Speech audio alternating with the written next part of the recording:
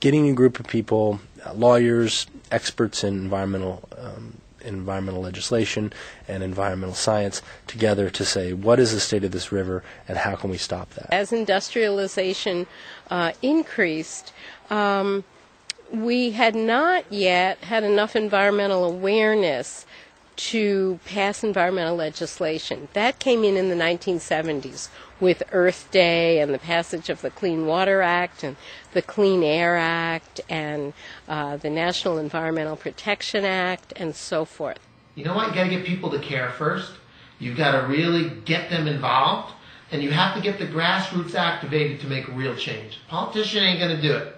I think we're starting to see that you need to have people like Clearwater that represent the people, that represent the environment, that speak for the river to make things happen. When you embrace the legacy of the Clearwater organization and some of the great visionaries that founded Clearwater, was that we can work together. If we do, none of us can individually go out and clean up the Hudson River by ourselves. So the real beauty is that together we can actually sit down, start to sculpt legislation that we can present to our legislators in Albany or in New York or in Washington, D.C. We sailed the Clearwater to Washington, and that helped get a law passed to see that federal money was used to build sewage treatment plants. They just sailed down to Washington with this stack of petitions and presented it to the congressional representatives. And that was a turning point. Up until then, there was a lot of negative debate about whether or not the Clean Water Act was going to be passed. But it was passed within a few months after that. Now that the river is a lot cleaner, though not fully cleaned up, it is our job to protect it and be sure that it stays that way and it is continuously restored to full health for everyone, including the animals and the wildlife and the people.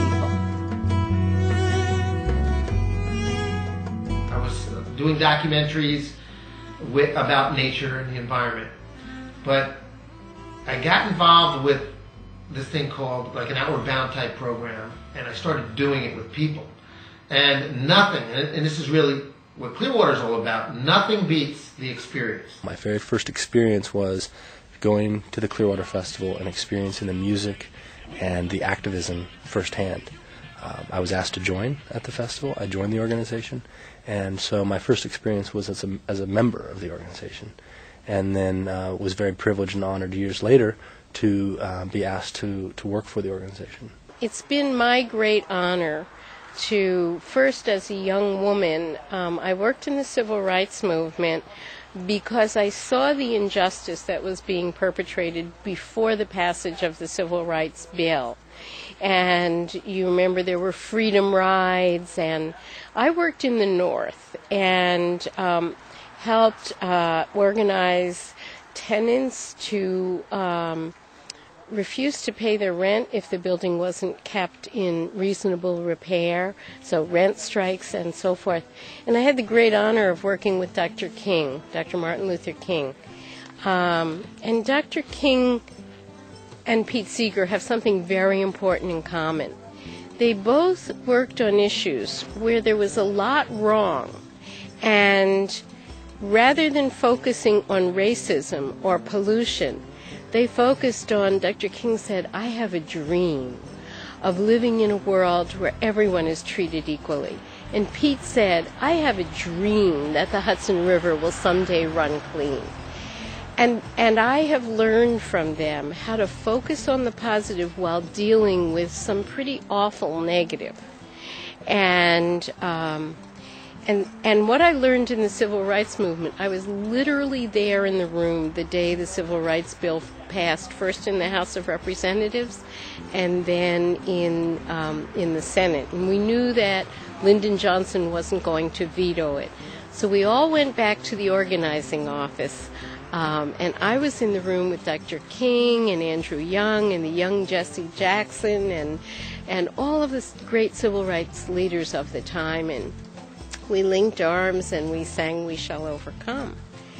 And from that moment on, I was empowered for life. So if I can play that forward to the next generation and the next generation, it will really help both to protect the environment, but also empower people that whatever it is they care about, if their cause is just and they are persistent, they will eventually triumph.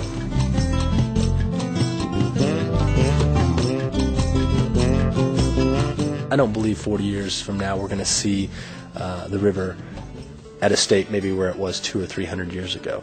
I think we're still going to have to be working diligently to clean up the river. I hope that what we see is the same, this next generation of environmental leaders that take the legacy of Pete Seeger, take the legacy of Vic Schwartz. We're absolutely committed to getting the river cleaned up top to bottom and then keeping it that way. There isn't a day that goes by that I don't, look at the river at some point in time. We take lots of time along the river. It's been great to see eagles back. That's been one of the things that I've been really excited about these last few years, seeing how many there are. They've been doing a good job at trying to limit the industrial pollution and clean up along the edge of the river. I hope we have the Clearwater's continuing to sail for another 40 years, and I hope that next generation builds on the legacy and the creativity and the ingenuity that started the organization. I mean, it's not in the foreseeable future, it's not such we'll say our work is done. It's likely we're to find more issues that we have to deal with, and yet more people will have to stand up and work on it. It's time for us, which is a real Seeger legacy. Let's collaborate with everybody. Now, we've got Republicans, we've got Democrats, we've got radical college students from New Paltz. We've got every group there is, and we love it that way. And I love the Hudson River. I think it's beautiful. Every chance I get, I love being down by the Hudson River. Think of a seesaw. One end of it is on the ground because it's got a basket half full of rocks. The other end is up in the air because it's got a basket quarter full of sand. And some of us got teaspoons and we're trying to fill it. Most people are kind of scoffing. People like you've been trying for thousands of years, but face it, that it's leaking out of that basket. It'll never be full. But we say no.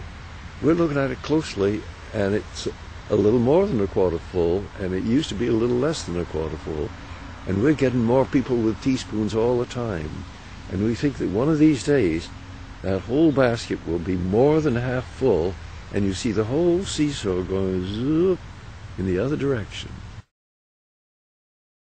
At Glens Falls, 5,000 honest hands work at the Consolidated Paper Plant. 5 million gallons of waste a day. Why should we do it any other way? Down the valley, 1 million toilet chains find my Hudson so convenient place to drain. And each little city says, who, me? Do you think that sewage plants come free? Out in the ocean they say the water's clear, but we live on the river here, halfway between the mountains and the sea. Tacking to and fro, this thought returns to me. Sailing up my dirty stream, still I love it and I'll dream that someday, though maybe not this year, my Hudson River and my country will run clear.